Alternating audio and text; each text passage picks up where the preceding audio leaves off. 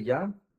Es un verdadero gusto estar con ustedes nuevamente compartiendo ya una clase más de nuestro curso de Derecho Procesal Penal 2 y pues ir avanzando de a poco en nuestro contenido. Sin embargo, espero que hayan tenido también ustedes una semana llena de éxito, de bendición y como siempre se los digo, a los problemas soluciones.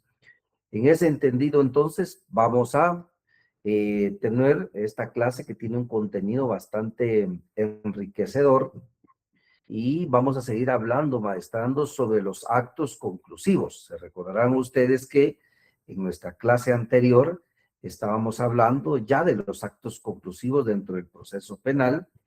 Nos estábamos ubicando mentalmente en qué parte del proceso es que se discuten y es específicamente en la audiencia de etapa intermedia. Es ahí, en esa audiencia, donde se discuten estos actos conclusivos y por eso tienen esa definición, tienen esa característica, que es un acto que está concluyendo o que concluyó y que se tiene que discutir. Entonces, en nuestra clase anterior estábamos analizando la acusación, perdón, estábamos hablando y refiriéndonos a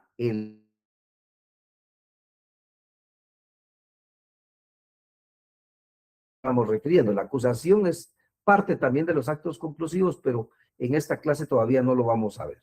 En la anterior analizamos el sobreseimiento. Hoy vamos a abordar otros 3 actos conclusivos o posibles actos conclusivos. Es por cuanto entonces, con una breve introducción, como acostumbro a hacerlo, les presento entonces el objetivo de la clase del día de hoy, y es continuar con el estudio y análisis de los actos conclusivos de la fase preparatoria del proceso penal guatemalteco. Y aquí, para que lo diferenciemos, es nuestra clase 2 de los actos conclusivos, porque vamos a tener más clases sobre este aspecto, solo que sobre otras figuras. Recuerdo entonces, o les recuerdo, ¿en qué consiste un acto conclusivo, maestrandos? Pues el acto conclusivo conlleva como objetivo fundamental que los sujetos procesales tengan la certeza que el tiempo fijado para la investigación por parte del Ministerio Público ha finalizado y con ello también la fase preparatoria del proceso penal y de esta manera puedan informarse del cúmulo de investigaciones realizadas y de su contenido estricto. A efecto exista la preparación previa a la audiencia de etapa intermedia que previamente ya ha sido fijada por el órgano jurisdiccional contralor. Aspectos a recordar también. Es en la audiencia de etapa intermedia donde se discute el acto conclusivo. Aspectos a recordar también, maestrandos, para que entremos en contexto en nuestra clase.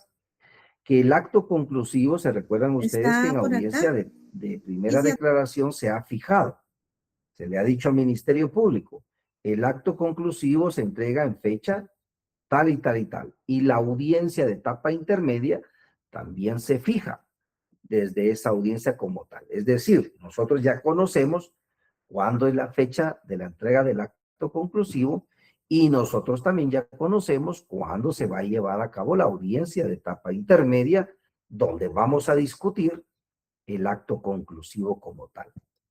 Entonces, ¿qué actos conclusivos tenemos? Aquí se los recuerdo nuevamente. El sobreseimiento, la clausura provisional, el archivo, la desestimación, la acusación, la solicitud de un procedimiento especial de aplicación de medidas de seguridad y corrección, hasta incluso les hablé en la semana anterior que aquí podemos incluir las medidas desjudicializadoras. Es decir, que el Ministerio Público concluya en que va a aplicar un criterio de oportunidad o que el Ministerio Público concluya que va a aplicar una suspensión condicional de la persecución penal. Se recordarán ustedes que eso lo hemos visto ya en nuestras clases que oportunamente analizamos. Entonces, también es posible discutir esos tipos de actos conclusivos. Entonces, el sobreseimiento, que ya lo analizamos, maestrandos y maestrandas, la semana anterior, y vimos a manera de recordatorio, el sobreseimiento consiste en un acto conclusivo que cierra irrevocablemente el proceso. Y no solo lo cierra, sino que en este caso también tiene que eh, las medidas de coerción que se fijaron en su momento tienen que quedar sin efecto. Es decir, si el detenido o la persona que en su momento enfrentó su primera declaración quedó en prisión preventiva, uno de los efectos del sobreseimiento es que se finaliza, se cierra con esas medidas que se otorgaron en su momento. Entonces, la prisión preventiva tiene que cesar, ya no tiene que continuar. Si tenía una medida sustitutiva, como por ejemplo la obligación de firmar su asistencia durante cierto tiempo, su arresto domiciliario, o si tenía la prohibición de salir del país, por ejemplo, también cesan esas medidas como tales. Eso es uno de los efectos del sobreseimiento, que lo abordamos en nuestra clase anterior. En esta clase, ¿qué vamos a abordar? ¿Cuál va a ser entonces los actos conclusivos que vamos hoy a analizar? Pues los tres que les marco con rojo. La clausura provisional, ¿en qué consiste? El archivo como tal, ¿en qué consiste? Y la desestimación como tal, ¿y en qué consiste? Vamos a ver entonces estos tres actos conclusivos el día de hoy. Puntualmente entonces empiezo con el primero, la clausura provisional. Maestrandos, la clausura provisional es una resolución judicial, también es un auto dictada por el juez por el cual se le fija un plazo prudencial al Ministerio Público a efecto incorpore el medio de investigación con el que no cuenta en determinado momento. Esta institución, Maestrandos, permite que el ente fiscal, es decir, Ministerio Público, después de concluida la fase de investigación, solicite que el proceso penal iniciado no sea cerrado irrevocablemente como lo que pasa con el sobreseimiento, sino que se mantenga abierto en contra de la o las personas contra quienes se abrió como tal, por no tener información suficiente para poder sostener una acusación ante el órgano juzgador y contralor de la primera instancia penal, y no poder llevar a estos a debate debido a que los elementos con los que cuenta, aunque aportan información sobre el hecho ilícito sucedido o el daño causado, son insuficientes para demostrar el hecho o la culpabilidad de los indicados del delito. Entonces, explico, maestrando, la clausura provisional, cuando estamos en la audiencia de etapa intermedia, el juez, cuando abre esa audiencia como tal, se recuerdan ustedes que lo primero que hace el juez es verificar la presencia de los sujetos procesales, es decir, él abre el audio, establece qué día y hora nos encontramos, verifica la presencia del Ministerio Público, verifica la presencia de querellante adhesivo, si es que lo hay, de abogado defensor y del acusado. Y en ese momento les dice lo siguiente: sujetos procesales, ustedes fueron citados el día de hoy desde la audiencia de primera declaración, a manera que discutamos sobre la conclusión del Ministerio Público. Y les informo, sujetos procesales, no obstante, ustedes ya están enterados que el Ministerio Público está solicitando la clausura provisional del presente proceso. Entonces vamos a discutir sobre su procedencia y en este momento Ministerio Público tiene el uso de la palabra y escucho su pronunciamiento. Entonces Ministerio Público va a darle a conocer al juez por qué está solicitando la clausura provisional. ¿Por qué lo está solicitando? ¿Cuáles son las razones que tiene Ministerio Público para hacerlo? La misma oportunidad va a tener el querellante adhesivo, Maestrandos, de manifestar ante el juez si está de acuerdo con lo que está solicitando el Ministerio Público, o por si todo lo contrario, va a decir no estamos de acuerdo con lo que está solicitando el Ministerio Público, esto es improcedente, y va a dar a conocer cuáles son sus razones por las cuales está o no de acuerdo con lo que solicita el Ministerio Público. Lo mismo sería el abogado defensor, ¿verdad? él va a decir si está de acuerdo o no con lo que está solicitando el Ministerio Público. Entonces, esa es la audiencia, en eso consiste esa audiencia, en discutir ese requerimiento de una posible clausura provisional. Pero ¿cuál es la esencia de la clausura provisional, maestrandos? Es que el Ministerio Público no está buscando cerrar irrevocablemente el proceso. Lo que el Ministerio Público busca con este acto conclusivo es que el proceso siga abierto, pero tiene que seguir abierto porque no se ha podido obtener elementos de investigación contundentes para que esta persona pueda enfrentar un debate oral y público, o bien pueda llegar a la audiencia de etapa intermedia de una manera contundente. Pero esto no por una irresponsabilidad del Ministerio Público, que no haya tenido esos medios ni el tiempo necesario, sino por las mismas incidencias es que el Ministerio Público no pudo obtener toda la información. Y eso que, ¿cómo ha pasado, maestrandos? ¿O qué puede suceder? Un ejemplo práctico. Resulta, maestrandos, que existió un hecho, conocí, que trataba de violencia sexual, es decir, de un delito de violación, en donde un varón fue violado por otro varón. Era una violación entre el mismo sexo, o sea, masculino frente al sujeto activo o pasivo masculino. ¿Qué pasó en ese caso? Se lleva a cabo la investigación y resulta que cuando fue esta violación, la persona violada, era un varón, eh, llevan a cabo el reconocimiento médico legal, lo realizan y resulta que pudieron encontrar dentro de los hisopados que en la vía anal le hicieron a este varón residuos seminales y de espermatozoides. Entonces se confirmaba que efectivamente existió una violación. Ahora bien, cuando Ministerio Público realiza el primer reconocimiento judicial, es decir, el que fue agredido sexualmente llega con el médico, con el primer perito, que lo examina y él dice sí presenta violación y hace todas sus afirmaciones médicas, él en ese momento utiliza hisopos. Los hisopos, por eso se llaman hisopados, ¿verdad? Por lógica.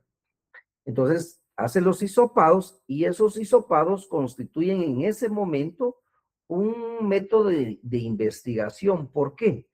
Porque ahora eso se tiene que enviar a otro perito, ¿verdad? A un químico biólogo del Instituto Nacional de Ciencias Forenses para que determine si dentro de esos hisopados pues existe residuo seminal o de espermatozoides.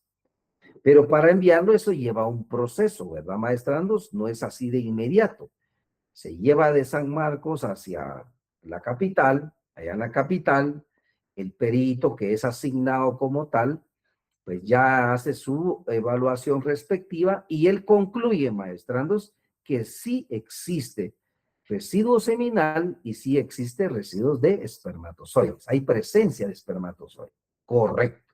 Pero hasta ese momento solo tenemos el reconocimiento que hizo el médico, de donde se extrajo los hisopos, y ahora tenemos a otro perito que nos dice si es residuo seminal, si existe también existencia de, valga la redundancia, de espermatozoides. Bueno, pero hasta este momento no sabemos si estos espermatozoides o si este residuo seminal corresponde con la persona a quien se les indica, se les señala de haber realizado esa violación. ¿Qué necesitamos ahora, maestrandos? Necesitamos hacer un cotejo genético entre el ADN del presunto agresor y esos hallazgos del químico biólogo en donde localizó presencia seminal o de la existencia de espermatozoides. Tenemos que hacer ese cotejo genético. Pero para hacer ese cotejo genético, ¿qué necesitamos, maestros? Necesitamos que se autorice por parte del juez la extracción de fluido de sangre en esta persona. Porque en muchos casos, no digo en todos, a quien se les indica, a quien se les señala, voluntariamente no desea dar la muestra como tal, ¿verdad? No existe voluntad. Si existe voluntad es más fácil, porque se le pregunta, ¿usted está de acuerdo en someterse voluntariamente? Y él dice, sí, no hay problema. En ese momento llega INASIF y realiza las muestras correspondientes. Pero ¿qué sucede cuando no quiere? Entonces el juez tiene que entrar en una audiencia a discutir si es procedente. Se discute y si es procedente, se lleva a cabo la extracción de sangre, ¿verdad? Porque ya fue autorizado. Ahora, miren, no solo conlleva ese paso, ahora esa extracción hay que remitirla al laboratorio correspondiente del Instituto Nacional de Ciencias Forenses. El perito debe de ser asignado un perito al caso y ahora este perito ya va a tomar esas pruebas que se encontraron, esos hallazgos que se encontraron del fluido seminal y presencia de espermatozoides y hacer la comparación genética si coincide ello con el fluido de sangre extraído del sindicado. Y ya entonces él, al hacer ese trabajo experto o ese método científico, entonces él va a decir si existe correspondencia o no lo hay. Pero vean todos los pasos que hay que llevar a cabo. Pero, ¿qué sucede maestrándose en la práctica con todos esos pasos? Si bien se pueden llevar a cabo, también puede suceder, maestrandos, que si una persona está privada de libertad, recuerdan ustedes que solo se puede dar un plazo máximo de 3 meses para que se concluya la investigación. Pero a veces esos 3 meses no son suficientes, maestrandos, para llevar a cabo todos los pasos que les he explicado, ¿verdad? No es suficiente, porque no es solo ese caso el que se lleva a nivel nacional, son miles de casos que los peritos llevan. Entonces, es bien complejo poder obtener todos esos peritajes dentro de 3 meses. ¿Y qué sucede entonces, maestrandos? ¿Y qué ha pasado en la práctica? Y pasó en este caso en específico. Se cumplen los 3 meses y ¿qué pasa? El Ministerio Público ya no puede seguir investigando porque ya se cumplieron los 3 meses. Pero ¿qué dice el Ministerio Público? Señor juez, yo voy a solicitarle una clausura provisional porque no obstante usted me dio los 3 meses, resulta que ya no fue posible que el Ministerio Público obtenga y solicite ese cotejo genético. Porque, señor juez, y explican los tiempos en que se llevó a cabo todo ese procedimiento, y resulta, señor juez, que los 3 meses solo nos alcanzó hasta para poder obtener la muestra para realizar el cotejo genético correspondiente. Pero el cotejo ya no lo podemos hacer, señor juez, porque ya se nos venció los 3 meses. Entonces, queremos solicitar que nos dé un mes para que a partir de este momento podamos realizar el cotejo genético, tener ese dictamen que para Ministerio Público es fundamental, es vital científicamente, señor juez, establecer si ese residuo seminal y hallazgo de espermatozoides si guarda o no una estricta correlación con el sindicado. Entonces, ¿qué sucede, maestrados, en esa audiencia? Si esto se acredita como se acreditó en este caso, puede que no esté de acuerdo un sujeto procesal, es decir, que no esté de acuerdo el creante o no esté de acuerdo la defensa, pero si el Ministerio Público considera que es fundamental obtener ese medio de investigación, pues entonces solicita la clausura provisional, que la misma no cierra irrevocablemente el proceso. ¿Y qué va a suceder? Se le va a dar un mes al Ministerio Público para que incorpore específicamente ese medio de prueba, maestrandos. Es ese. No es que le demos un mes más para que el Ministerio Público investigue todo lo que quiera, no. Es para que incorpore en específico el medio de investigación que está indicando que ya no le fue posible realizar. Entonces, en ese mismo acto, ¿qué pasa? Volvemos nuevamente a decirle al Ministerio Público que debe de presentar su acto conclusivo después de ese mes, se fija la fecha del acto conclusivo y de una vez volvemos a fijar audiencia de etapa intermedia. Ojo con eso, porque eso sí sucede en esta audiencia, que como no se cierra irrevocablemente, si necesitamos ese mes, se le otorga ese mes, se le señala entrega del acto conclusivo. Es decir, Ministerio Público, ¿qué va a pasar? ¿Qué va a entregar en ese acto conclusivo? Muy seguramente acusación formal en contra de esta persona, porque para eso quiere ese medio de investigación, para acusar formalmente. Es un acto conclusivo que lo vamos a ver en la siguiente clase, la acusación como tal. Bueno, continúo en ese momento que me quedé, mentalmente hablando. Llegamos al acto conclusivo, se fija la audiencia etapa intermedia y todos en esta audiencia están ya citados para una nueva audiencia de etapa intermedia. Vean, eso es lo interesante de este acto conclusivo, que se vuelve a fijar una nueva fecha también para la entrega del otro acto conclusivo y también algo interesante es que se vuelve a fijar la audiencia de etapa intermedia, pero esto como producto de declarar con lugar esa solicitud. ¿Correcto, maestrandos? Ya vamos a ver otros efectos que produce la clausura provisional, pero en esencia es lo que les expliqué anteriormente. ¿Qué otros efectos? Bueno, el fundamento legal de la clausura provisional está en su artículo 325, maestrandos. Ahí tienen ustedes su fundamento, que tiene el fundamento del sobreseimiento y tiene el fundamento de la clausura provisional. Y en este caso, entonces, ¿qué nos dice nuestra norma sobre la clausura provisional? Vayan al artículo 331 de su Código Procesal Penal y nos dice lo siguiente.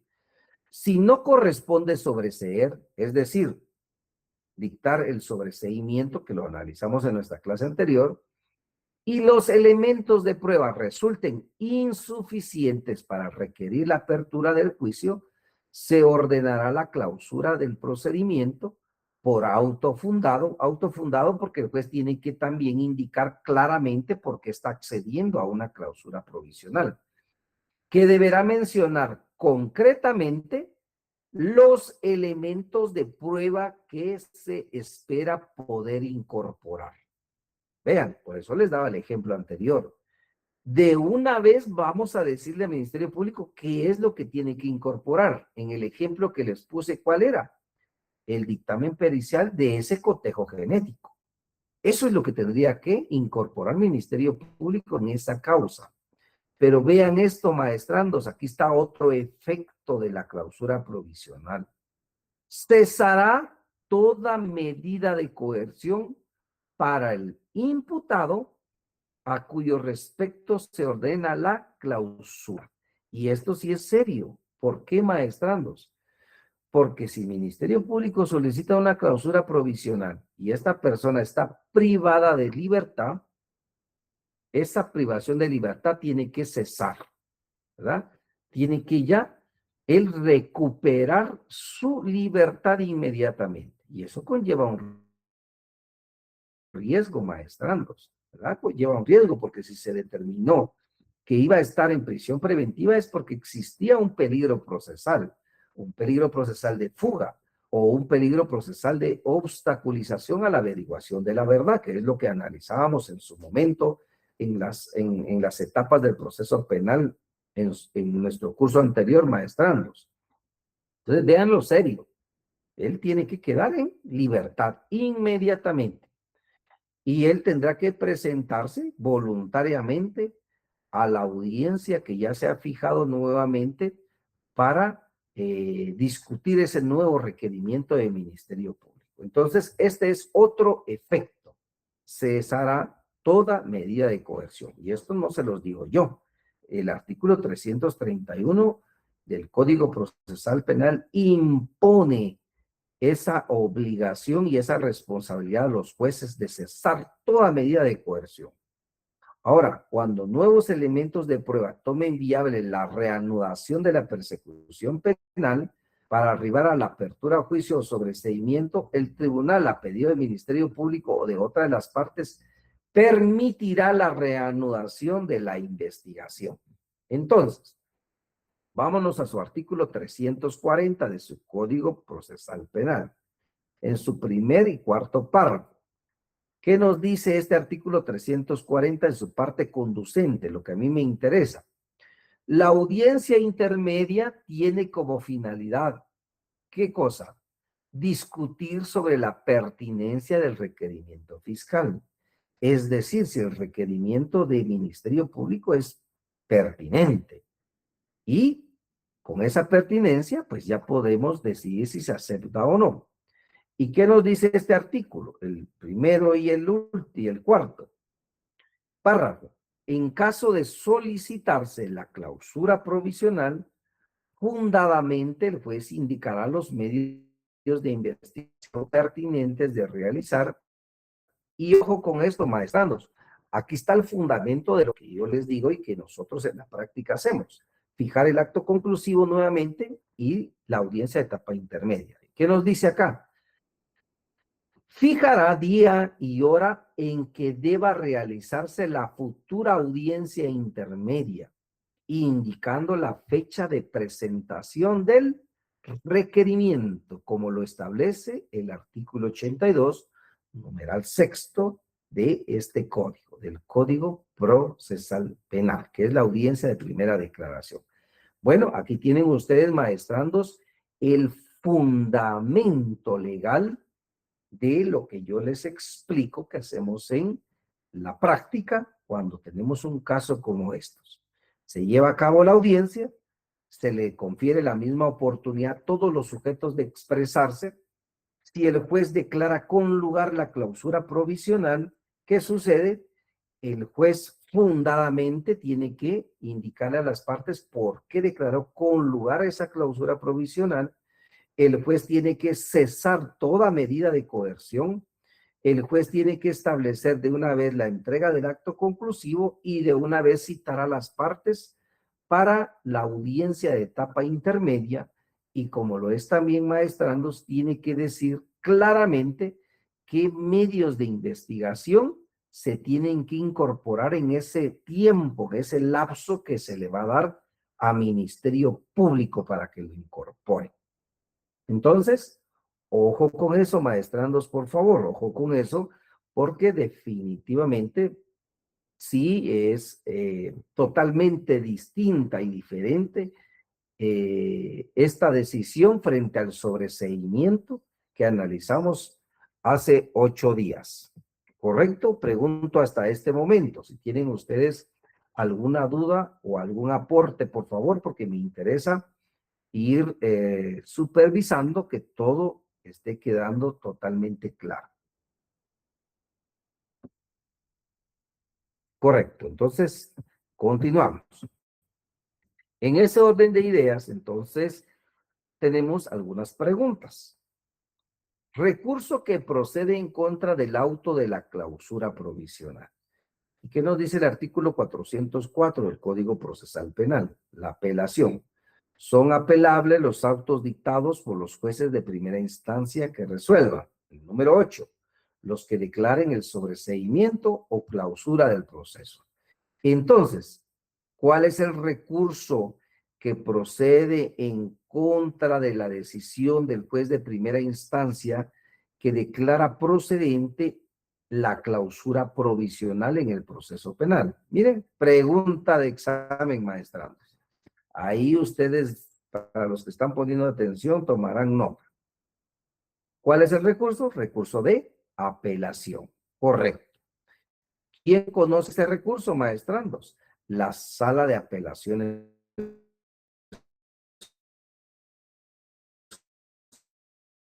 jurisdiccional. Vamos a hablar de juez de primera instancia, el que está emitiendo la clausura provisional, entonces será la sala jurisdiccional, la sala de apelaciones, la que va a conocer el recurso de apelación. Bueno, entonces ahora la sala, pensemos que ya conoció sobre ese recurso y me es desfavorable lo que dijo la sala. ¿procede recurrir en casación contra el auto dictado por la sala de apelaciones? Sí, procede. ¿Qué nos dice el artículo 437 de su Código Procesal Penal? El recurso de casación procede contra las sentencias o autos definitivos dictados por las salas de apelaciones que resuelvan. 4. Los recursos de apelación contra las resoluciones de los jueces de primera instancia que declaren la clausura del proceso, ¿verdad? ¿Y quién conoce del recurso de casación? Conoce la Corte Suprema de Justicia, maestra. La Corte Suprema de Justicia.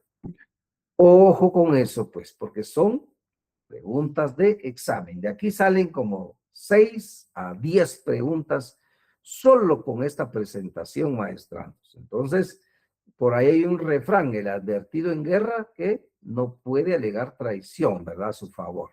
Y yo ya advertí ahí que son preguntas de exámenes. Así que pregunto, ¿tienen, ahorita que finalizamos con lo que es la vía recursiva sobre la clausura provisional, tienen algún aporte, alguna duda? Porque me interesa también que quede claro este aspecto, por favor. Bueno, continuamos. De mi parte, todo bien, doctor. Correcto, maestrando, muy amable. Continuamos.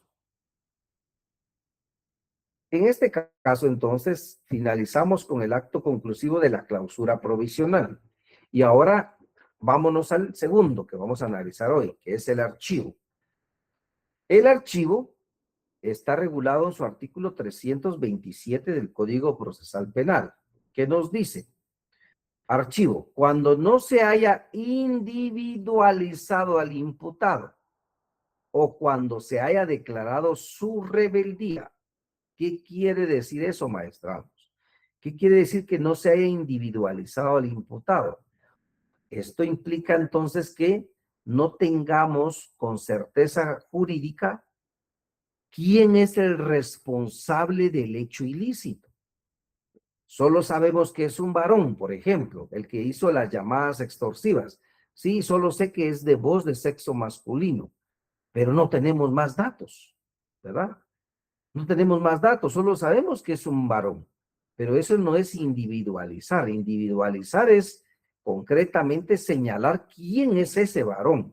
Ah, bueno, esta persona es fulana y sutana, y aquí tengo el certificado de nacimiento y el certificado del documento personal de identificación de esta persona, que es tal y tal y tal y tal.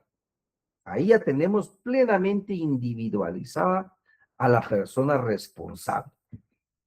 Y a eso se refiere este artículo, que es: procede el archivo cuando no se ha individualizado. Y también procede cuando ha sido declarado rebelde. ¿A quién se le declara rebelde, maestrandos?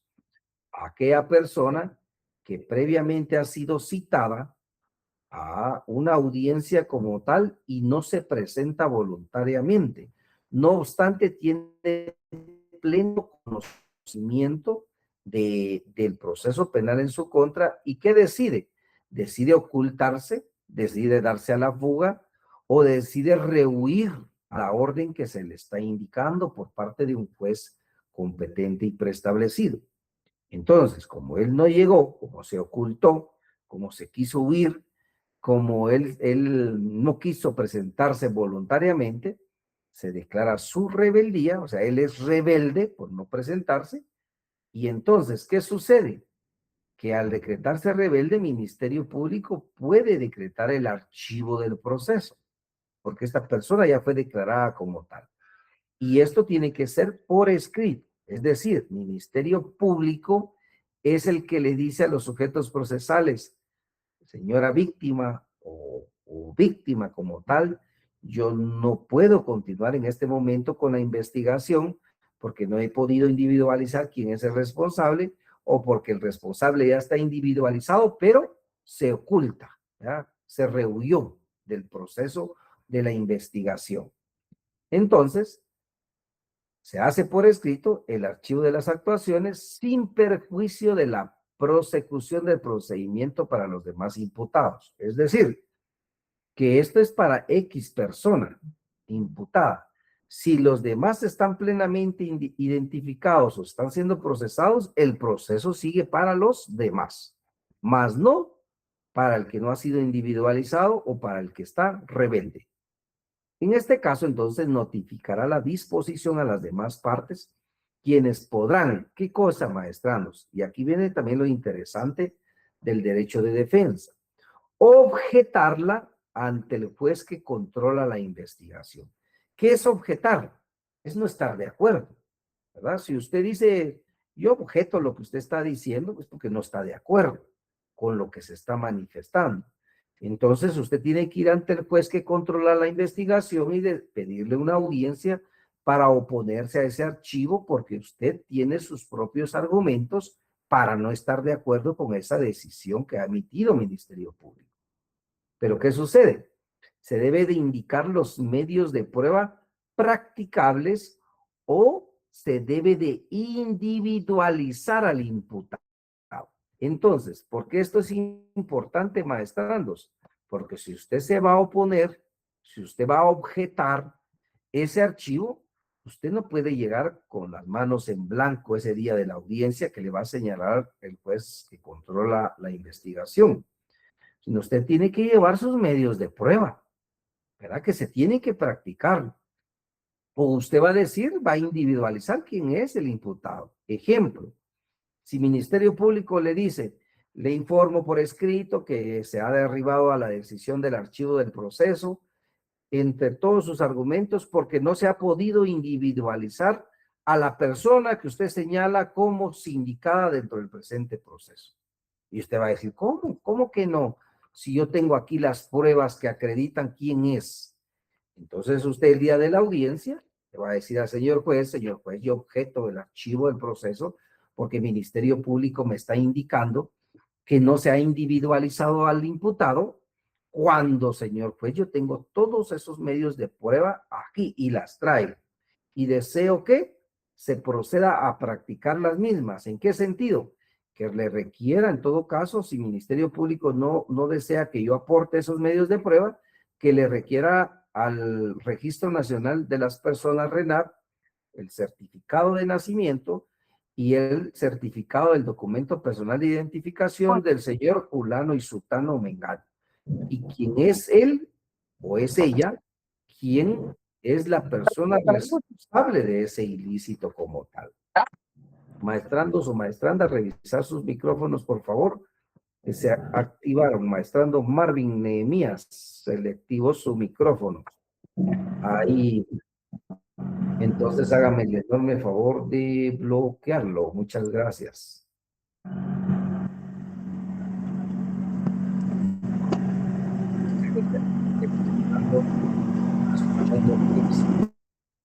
Bueno, sigamos, pues, por favor. Entonces, ese es un ejemplo, ¿verdad, maestrandos, de cómo se tiene que presentar a una persona, una persona que no está de acuerdo con esa decisión. Disculpe, si no, Lick, no fue mi intención, se me activó el audio. Sí, maestrando, está bien, correcto. Se tomó nota de ello, no se preocupe. En este caso, entonces, se tienen que llevar esos medios, o bien maestrandos, y pedirle mediante el juez que controla la investigación, qué medios o qué pruebas se tengan que practicar. Y por eso les ponía el ejemplo, bueno, que solicite Ministerio Público el certificado de nacimiento, que solicite Ministerio Público el certificado del documento personal de identificación. O bien yo estoy señalándolo directamente quién es el responsable.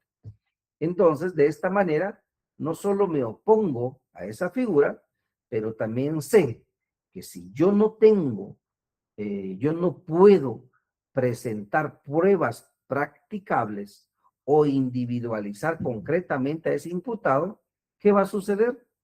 El juez va a declarar sin lugar mi objeción a ese archivo porque no estoy aportando esos medios de prueba o no estoy indicando cómo se tiene que practicar como tal, ni individualizando al imputado. Entonces, ¿qué nos dice el juez como tal? Perdón, ¿qué nos dice este artículo como tal? Que el juez podrá revocar la decisión indicando los medios de prueba útiles para continuar con la investigación o para individualizar al imputado. Entonces, una de las decisiones que el juez puede adoptar es revocar esa decisión del Ministerio Público. Es decir, le dice al Ministerio Público, revoco su decisión, como consecuencia revoco el archivo de la presente investigación y le ordeno al Ministerio Público que usted proceda a practicar tales y tales medios de investigación para que pueda el Ministerio Público, ahora sí, individualizar al imputado o para que lo pueda localizar en todo caso en donde se encuentra. Porque bien puede tomarse este archivo desde el supuesto de que no sea, en lugar de que no se haya individualizado, presentar el archivo, que esta persona está en rebeldía y quien no esté de acuerdo le diga al Ministerio Público, yo no estoy de acuerdo porque usted dice que se está ocultando, pero él no se está ocultando, él está trabajando como ayudante de bus o como piloto de un sistema de transporte de buses, por ejemplo, y él trabaja para tal empresa y en tal empresa ustedes lo pueden localizar. Ahí está como piloto. Entonces, la oposición gira en torno a otra información, ¿verdad? Va a depender por qué razón Ministerio Público lo archiva, para que entonces yo, de esa manera, también presente los medios de prueba que deba de practicar Ministerio Público o bien esos medios de investigación que deba de practicar el ente fiscal. ¿Correcto? En eso consiste la figura del archivo. Y de esa manera se puede uno oponer a tal archivo. ¿Existe algún plazo para oponerse? La ley no lo determina. O sea que si a mí me informan por escrito que se archivó un proceso, no tengo determinado plazo para poder acudir ante el juez, porque la ley no lo determina. Pero lógicamente tengo que hacerlo lo más pronto posible, ¿verdad? Si es que yo no estoy de acuerdo con esa decisión. Bueno, este es el segundo, entonces, acto conclusivo que analizamos el día de hoy. Tercero y último, maestrandos, del día de hoy, la desestimación.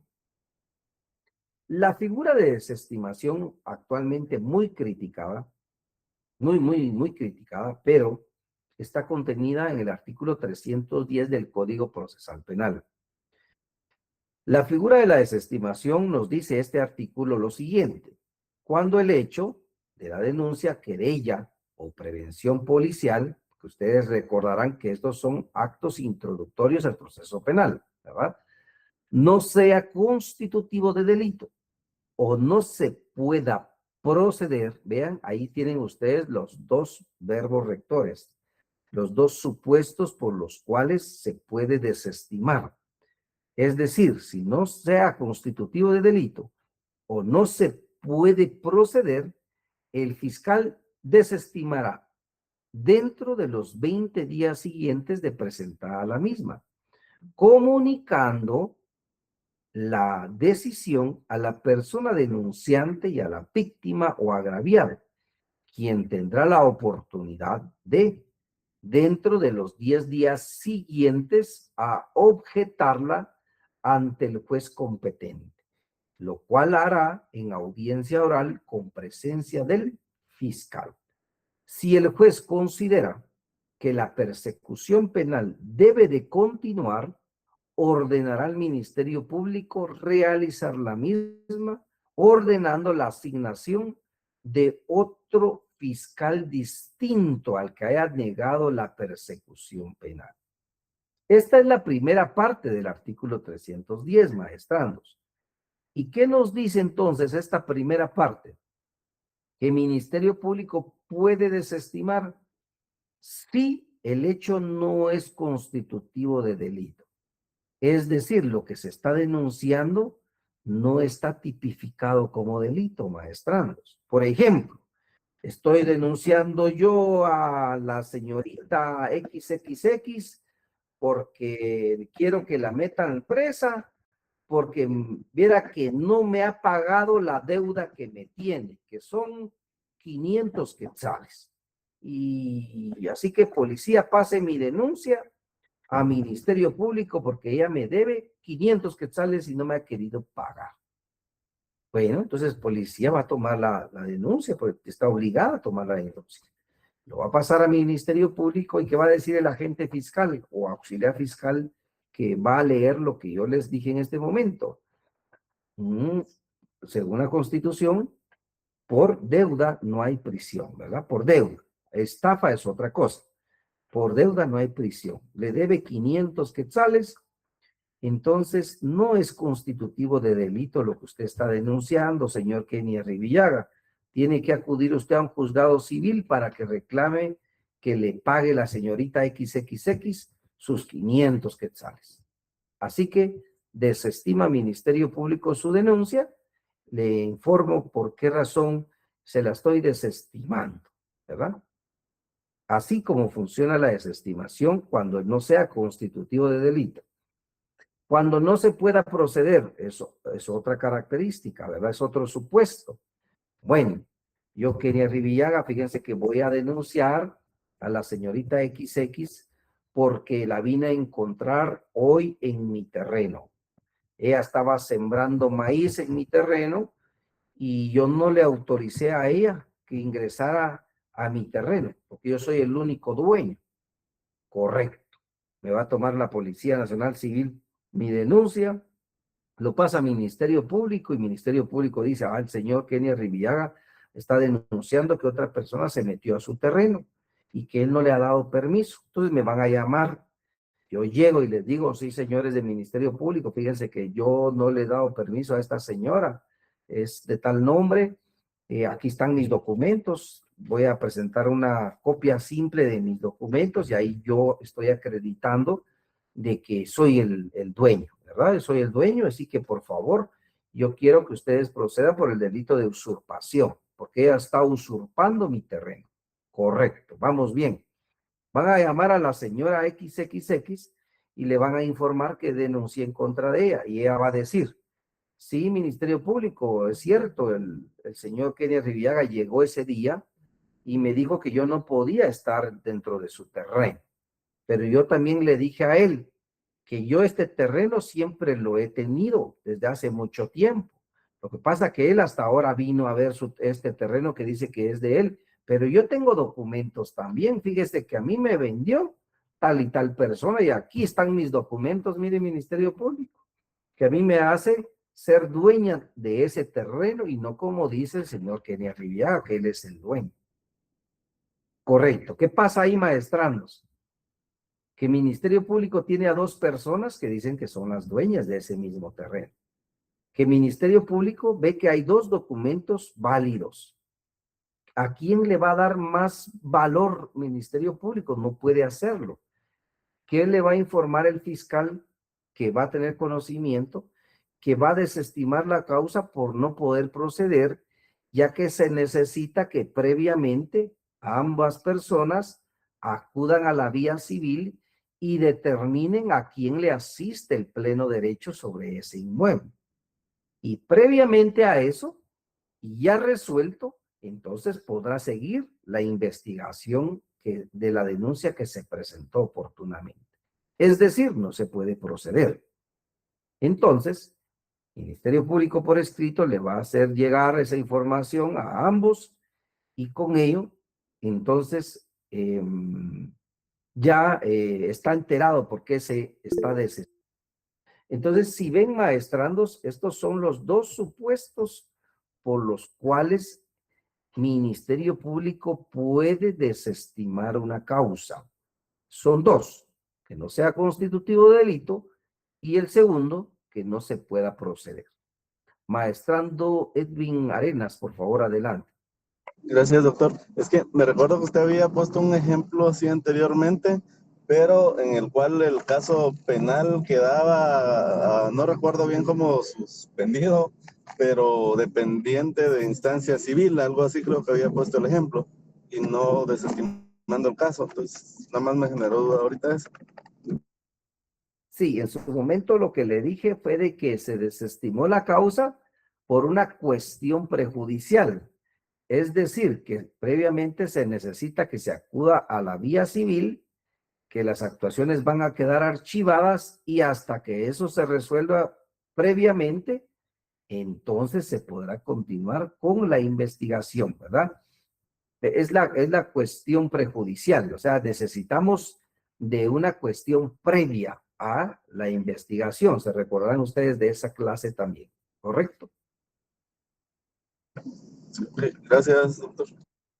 Correcto, maestra Noel. Sí, porque la desestimación provoca en automático el archivo de las actuaciones, pero es un archivo que procede de una desestimación. O sea, se desestima y por eso se archiva. Y en esa desestimación va a decir por qué no puede proceder.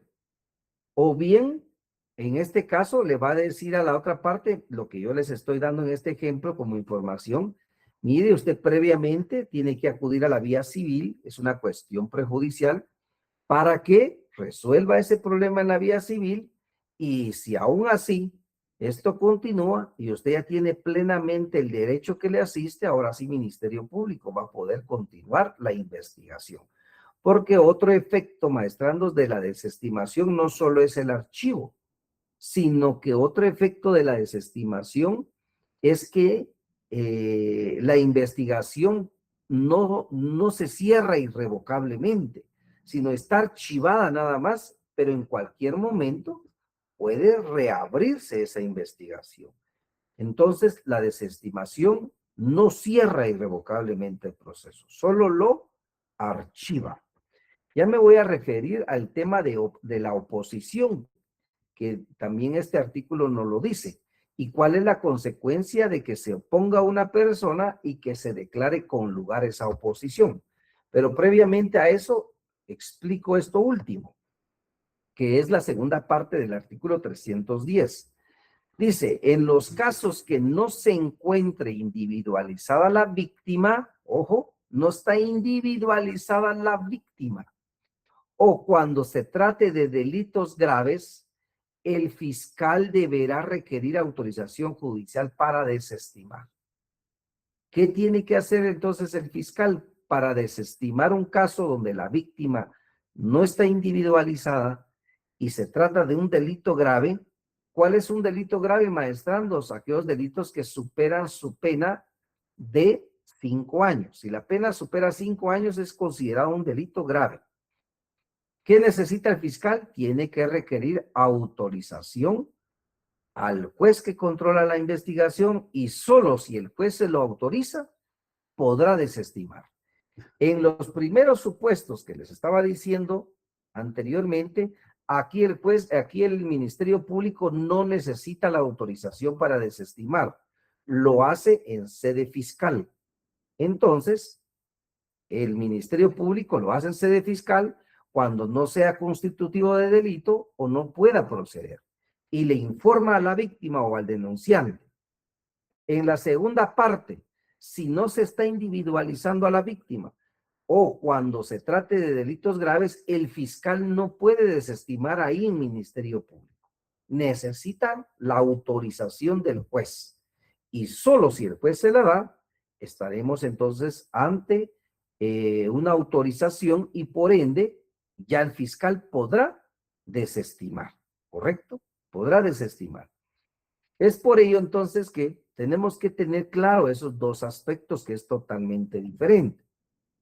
Y este artículo dice lo siguiente, la desestimación no impedirá reabrir el procedimiento cuando nuevas circunstancias así lo exijan, ni eximirá al Ministerio Público del deber de practicar los actos de investigación que no admitan demora. Aquí está el fundamento legal de lo que yo les manifiesto, maestrandos, de que la desestimación no cierra el proceso irrevocablemente. ¿Qué nos dice?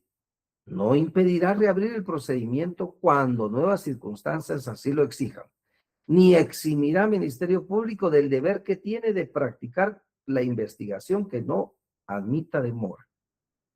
Ojo con eso, pues, maestrandos, por la forma de los supuestos. cuando surge uno, cuando surge otro. Y por último, ¿cómo me puedo oponer yo a una decisión de desestimar una causa? Me puedo oponer cuando a mí me notifican que el Ministerio Público en sede fiscal ha desestimado la causa, me están notificando por escrito. En ese momento tengo 10 días para llegar ante el juez contralor y decirle y pedirle una audiencia oral en donde yo esté objetando esa decisión del Ministerio Público. Si yo llego dentro de ese plazo de los 10 días, el juez me va a fijar una audiencia en donde va a estar el juez, donde va a estar el Ministerio Público y donde va a estar quien esté objetando esa desestimación. Y ahí se va a discutir si Ministerio Público tiene o no la razón, o si le asiste o no la razón al Ministerio Público. Si le asiste la razón al Ministerio Público, el juez va a decir: confirmo la desestimación en sede fiscal de fecha tal y tal y tal, y por ende confirmo el archivo de la presente investigación.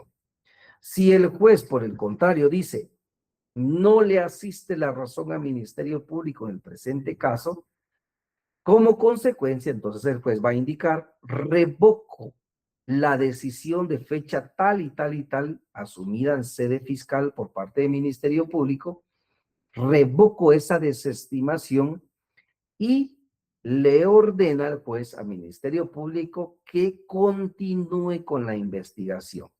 Y no solo eso, sino nos dice también el artículo 310 que va a continuar la investigación y en ese momento también el juez va a ordenar la asignación de otro fiscal o auxiliares fiscales diferentes. Ya no van a seguir los mismos, tienen que ser diferentes, porque si ya ellos emitieron una opinión, los separamos y ponemos a otros que no tengan hasta ese momento asignado el mismo proceso, ¿verdad? Por la imparcialidad u objetividad de la investigación.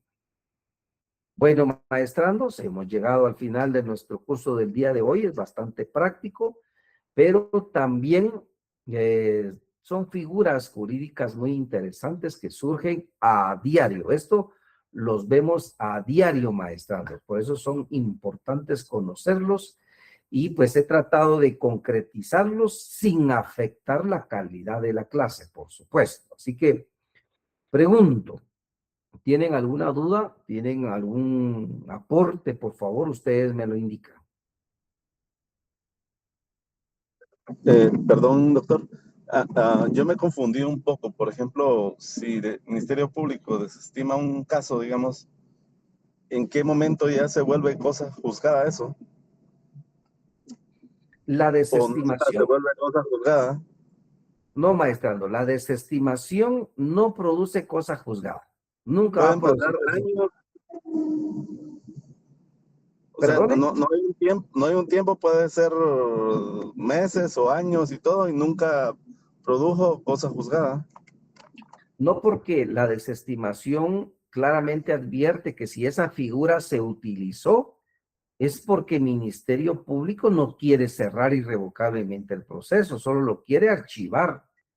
Sin embargo, le he de comentar que si Ministerio Público acude a esa vía legal, es porque estamos hasta este momento sin la necesidad que inicie el proceso penal en todas sus etapas, es decir, que esperemos a que llegue a una primera declaración. Si no se desestima porque ya no es necesario continuar, ¿para qué vamos a llegar hasta la primera declaración y esperar el sobreseimiento si lo podemos hacer antes? Podemos desestimar antes.